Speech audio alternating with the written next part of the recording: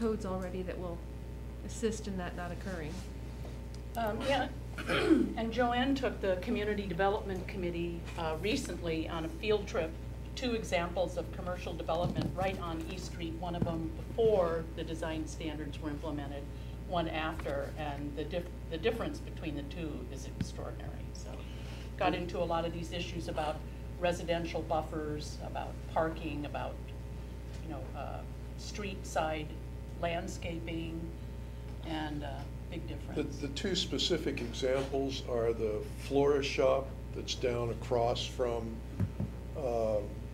Highway Fuel. That was built to the new standards. And that very boxy building that is a beauty salon that's down, what, 20? 24th, I'm guessing. Yeah, between 20th and 24th, that has cattywampus parking, and that was built before the design standards, and you would not be able to do that way under the new standards. So if you want to get a sense of the difference, those are 2 good opportunities to look at day and night, before standards and after standards, and what the new code is like. Another good example would be Washougal Food Center as opposed to the Evergreen Marketplace. No, the one has no street trees, didn't improve the sidewalk, no buffer, no landscaping, pretty much just paved over. You just kind of modernize and just make it a pretty nice looking East Street then. So you don't like Highway 99, 82nd? Oh. We just have design standards that are required nowadays that they were not required in the past. I'm just trying to, talking about visions and things, and I'm trying to envision all this stuff going along with it. It's kind of interesting to hear a little bit different. Well, actually, Highway 99 when it started, so. Yes, and I believe they're also working, or are currently working on a plan for beautification efforts in the Highway 99 area. Can't do too much to it, it's already I know, there. but as you recall, you just see asphalt. That's all you see. And that's why I said, what you guys are talking about is not that. You want to try to make it a nice, real pretty, Yes. modernized, like, yes, take a little more money for everybody to come in there. Are you going to waive all of the permits and all that stuff so people can come in and do that? wouldn't that be nice? Progression, trying to get people. We- I'm just, we you know, do I'm just defer- trying to piggyback on what Right. you're saying, because it's interesting, but maybe a tough situation for a lot of people trying to come in. Well, we do have incentives for businesses that were just recently adopted by council that relate to fees. That'll help a lot. No tax for 3 or 4 years. And You need to, if you think we can do that, you need to read the Washington Constitution, which is a little different than ours. Other questions from council, planning commission? Thank you, Planning Commission, for joining us. If you desire, you can remain or you can leave. Joanne, when you guys convene with the planning commission, would you determine what cattywampus is? Because I'm not sure what It would be a technical term. Thanks for having us. You're very welcome. Thank you for being here tonight. Yes, thank you. I just checking. Oh, I deserve that. Okay, into some agenda bill discussions. RJ.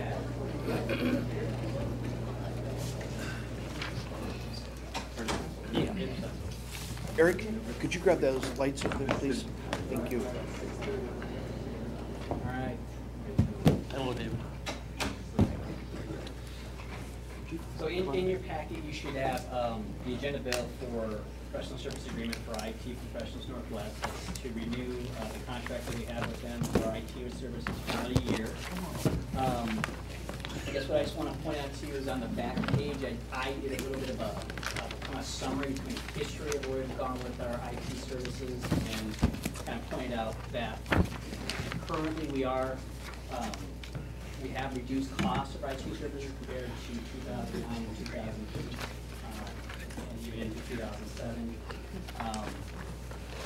And then also just added some specific brief items that IT Professionals Northwest has done for the city to greatly benefit us. And outside that, surprisingly, the recommendations that I put down below there in that last page really talks to maybe a process, using this last week as an example, when we have an item like having if you relocate City Hall, the contract that we speak to, like a specific, we're gonna use more resources to make that move happen, because the contract doesn't give any leeway to exceed our contract amount. So kind of want to explore a process, adding some language, maybe in the future, if that's where we want to go to permit that. And then also, if there are cash reserves at the end of the year, and we talk about what funds to have reserve money in, looking at our IT infrastructure, our vehicle infrastructure. So that's what that second recommendation is to look into. So we want to be brief with this and entertain any questions. We have Eric Brockman here also. I can't hear any questions or comments. Well, I have a question regarding this. As far as what level we can authorize this expenditure, to me,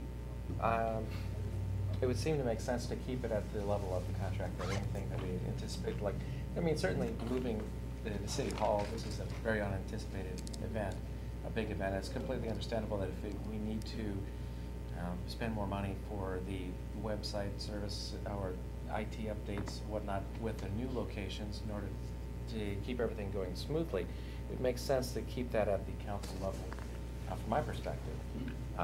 That way, the authorization for funds on a big scale are just left at that. But are you talking about something on a smaller level? Or I'm talking more on a smaller level where we have to act quickly, where I don't have the ability to wait 2 weeks, like in this situation, to come back and say we need a supplemental to the agreement. So in a sense, we're going to incur costs in the immediate 24 hours, as opposed to, okay, we got this project, we want to do this specific IT database that's going to cost X dollar amount, that we can come up with proposals, so we want to forward add this service to us. If we needed to move quickly, for instance, if a water main breaks down, Public Works Department, we need to really get all of them. I'm going to have to ask IT services to come in and move quickly, and we don't have a chance to go back to council right away and say, this is what we need. This is how much it costs to do. By saying we don't exceed the amount of contract either, I don't want to get in my point to say, okay, it's okay to pay that and not exceed the contract balance and then have the state auditors. Somewhere in November, you're back to us going, oops. So. Yeah. As a former information systems manager, I always ask this question on a contract. Does this contract give you the flexibility to respond on a timely basis and keep this place up and running? What the third level services, yes. Okay. Then I have a couple of specific questions, if I may. On page 6, ratification, actions taken pursuant to this agreement prior to its effective date are hereby ratified and confirmed. Any acts taken to date? Any acts taken to date, Under that paragraph? no acts taken to date, Okay. an existing contract, that's what Any we're. planned prior to 18 May? Any plans prior to the 18th? Prior to 18 May? Yeah, okay. I want to know what I'm ratifying. Yep. Okay, second question, if I may. On page, 3 pages hence, doesn't have a page number on it.